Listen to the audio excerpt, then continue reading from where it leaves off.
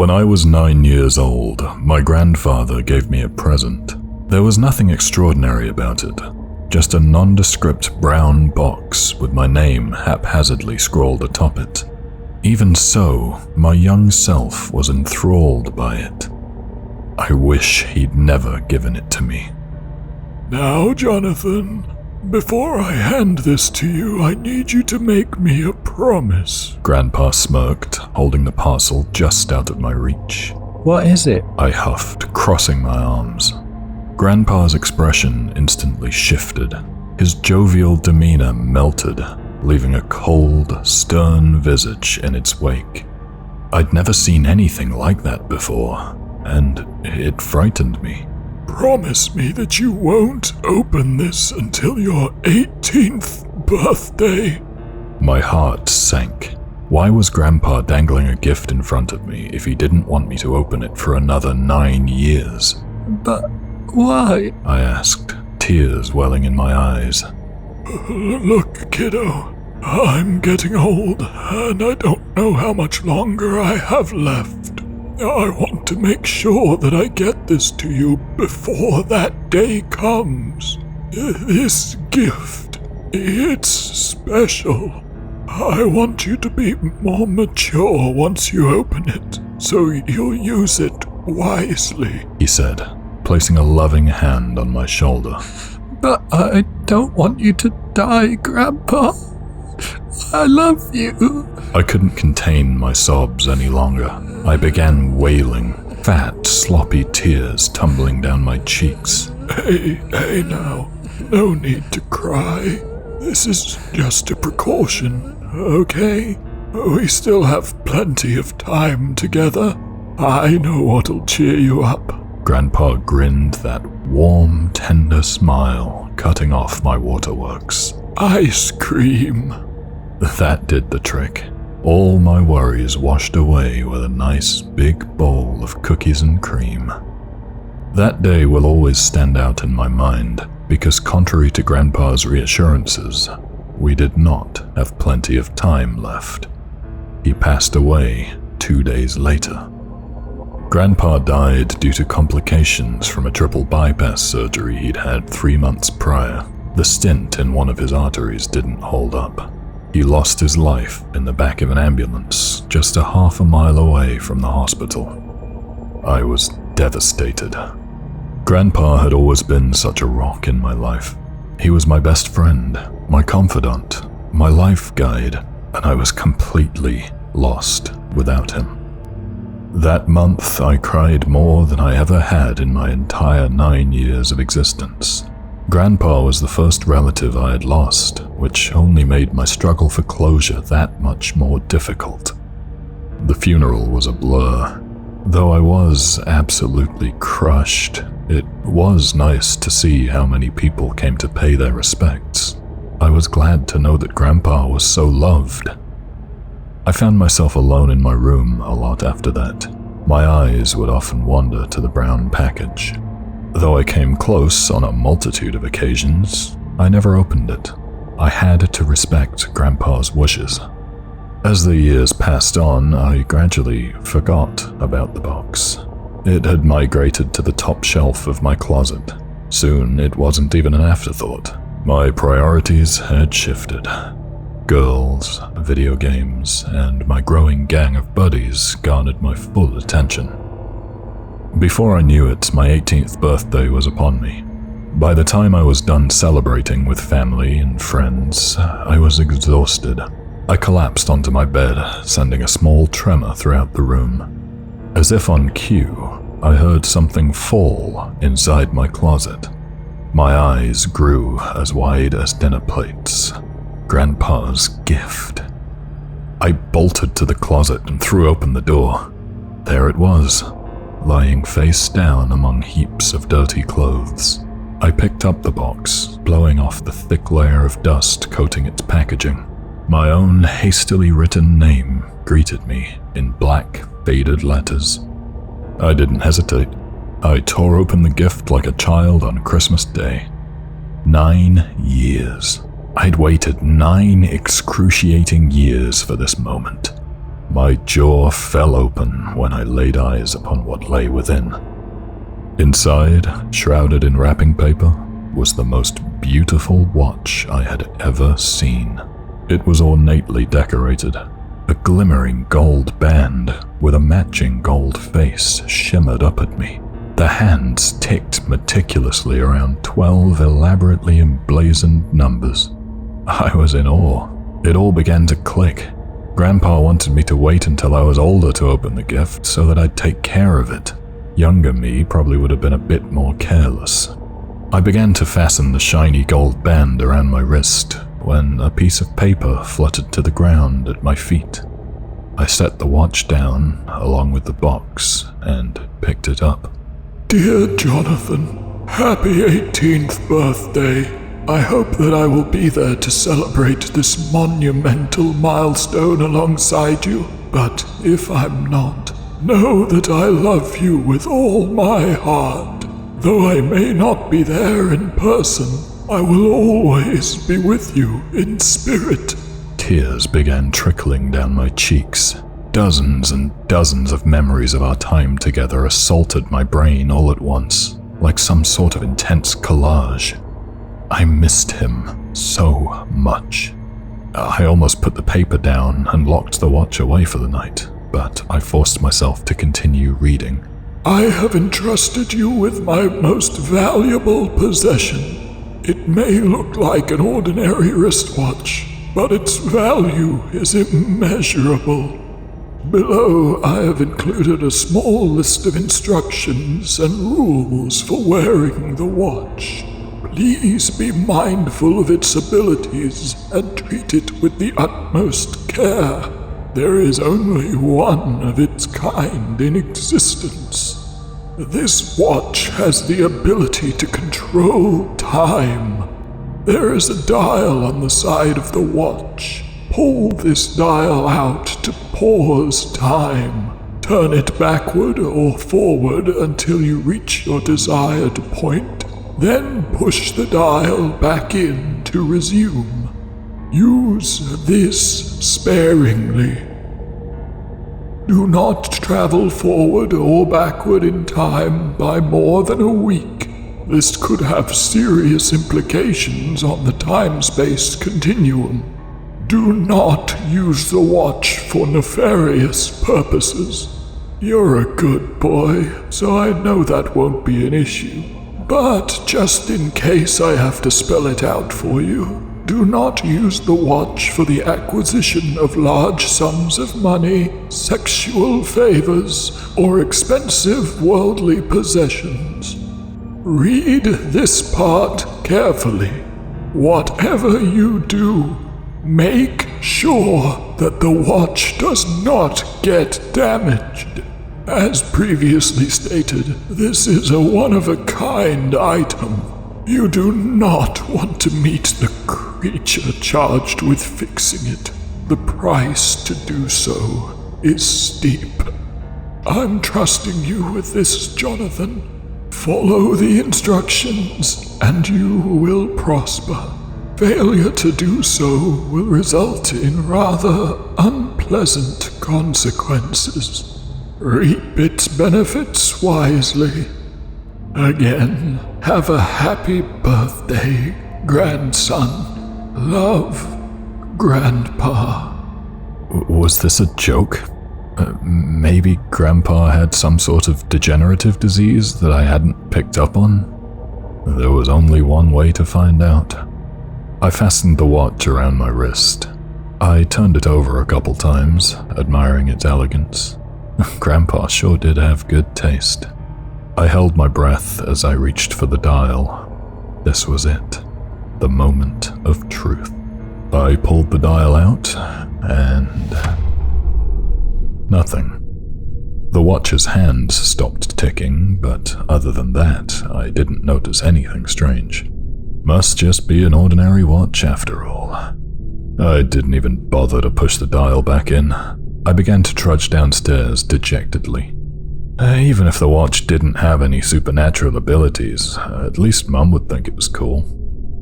I rounded the corner to the stairs and nearly tripped. I stopped in my tracks, mouth agape. I struggled to comprehend the scene before me. Mum had her back to me. She was standing over a pot, but the steam was frozen in place. It wasn't moving, and neither was Mum. I continued to drink in my surroundings. The TV was paused between scenes of Brooklyn Nine-Nine. Dad was seated in his favorite armchair, glancing down at his phone. A mug of green tea was raised halfway to his lips. But that meant... I snapped out of my stupor, pushing the dial back in. Everything picked up right where it had left off, like nothing had happened. Andy Samberg screamed through the television at some comically ignorant street thug. Dad loudly sipped his tea, and Mum hummed a soft tune as steam wafted up from the pot. It worked. It really worked. I tried it again just to be sure. Everything froze, just like it had the first time. A smile began to inch its way across my lips. I was gonna have a lot of fun with this thing. The remainder of the weekend passed about as you would expect. I used the watch whenever it benefited me. I skipped past Mum's 100th lecture of the week on why vaping is bad. I don't even vape. I rewound my turns in our weekly game of Uno to shift the odds in my favor. I paused time to fart in a crowded elevator. You get the drift. I was having the time of my life. When Monday rolled around, I was ecstatic. I'd been dealing with some particularly nasty bullies, and I was really looking forward to teaching them a lesson. I skipped through all my morning classes and resumed right at lunchtime. I wasn't hungry. Well, not for food. I was hungry for revenge. It didn't take long before the bastards waddled into the cafeteria and sauntered straight up to me. Carson and Dylan were on the heavier side. They liked to use their weight to their advantage, especially against vertically challenged kids such as myself. Sup, bitch boy. That sandwich of yours is looking pretty tasty. I hope you don't mind if I take a few bites, Carson said, shoving me aside while licking his crusty lips. I grinned, reaching out for the watch. I don't mind one bit, I replied, pulling out the dial. I watched as Carson's grubby hand froze right before it grabbed hold of my turkey sandwich. The noisy cafeteria instantly went deathly silent. Hundreds of kids sat still as statues, all focused on their own menial activities. Though I had all the time in the world, I didn't hesitate. I shot up from my seat and began punching Carson hard in the face. Dylan was next. I released all the pent-up rage that had been bubbling inside of me for the majority of my senior year. I showed them no mercy. After the months of torment they had put me through, I wanted those two to suffer. Once I was done beating the ever-living crap out of them, I took Carson's arms and fashioned them around Dylan's waist. I gave Carson a wedgie, then clasped Dylan's fingers around his underwear. Next, I pushed their faces together until their chubby lips were touching. I patted myself on the back. It was so satisfying to see them like that. And it was even more satisfying when I pushed the dial back in. I was elated when kids began pointing and laughing. Hey, look at those two. Gross. Ugh, get them. Oh, that's disgusting. The pair immediately recoiled. They were dumbstruck.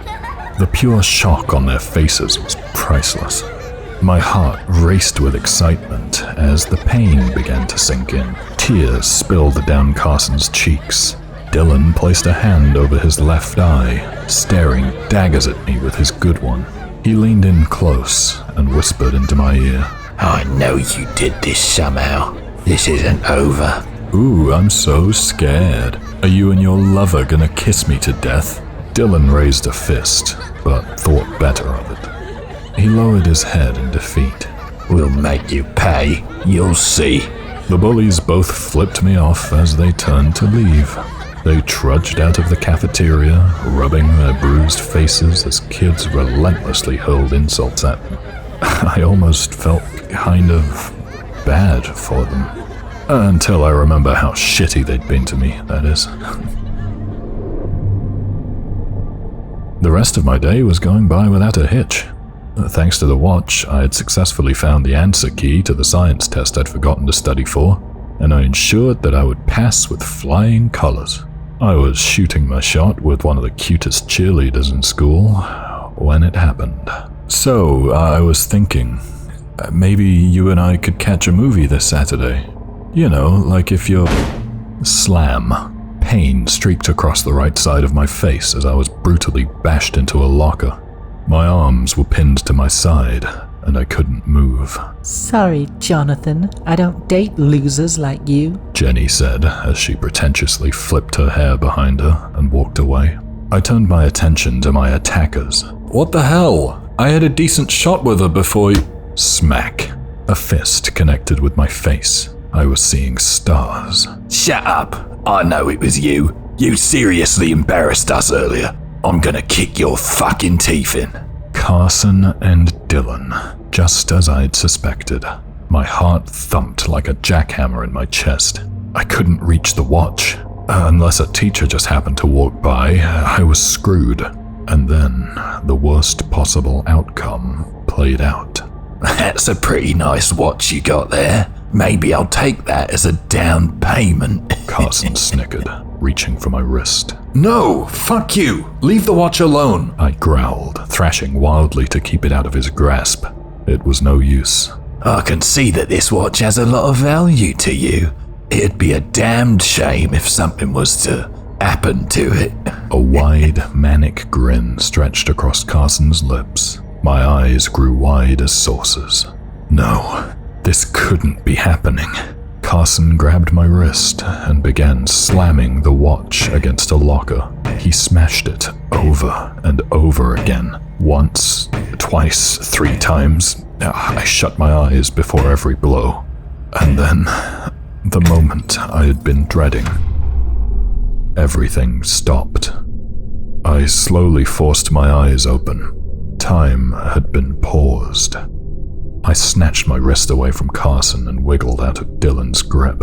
My heart plummeted into my stomach when I glanced down at the watch. Shards of glass littered the floor. The hands had stopped ticking. The hour hand was mangled, facing directly up in the air. I nearly passed out when I looked at the side of the watch. The dial was completely missing. I frantically searched for it, eventually finding it along with the debris on the ground. I tried to shove it back in. No effect. I don't know how long I've been here. I think it's been at least a week, but I can't be certain. There's no way to gauge the passing of time when it's been paused like this. I've got all the necessities that I need to live, but I'm terrified. Not at the notion that time will never resume. No, I'm afraid that it will. I've been seeing him. The watch repairman that Grandpa mentioned in his letter. He started off far away, but he's getting closer and closer. No matter how far I run, no matter where I hide, he always finds me. Just the sight of him sends fear coursing through every fiber of my being, because this man, this thing, it has no face. I have a feeling that I won't survive when it catches up to me, so I need to get my story out there. I've preset this to upload tomorrow. That way, if time does resume, this story should get out to the world. If you're hearing this, it's probably too late for me. Please, for the love of all things holy, if this watch somehow falls into your possession, don't use it. Throw it in a storage closet and forget the damned thing even exists, because its consequences are far too severe.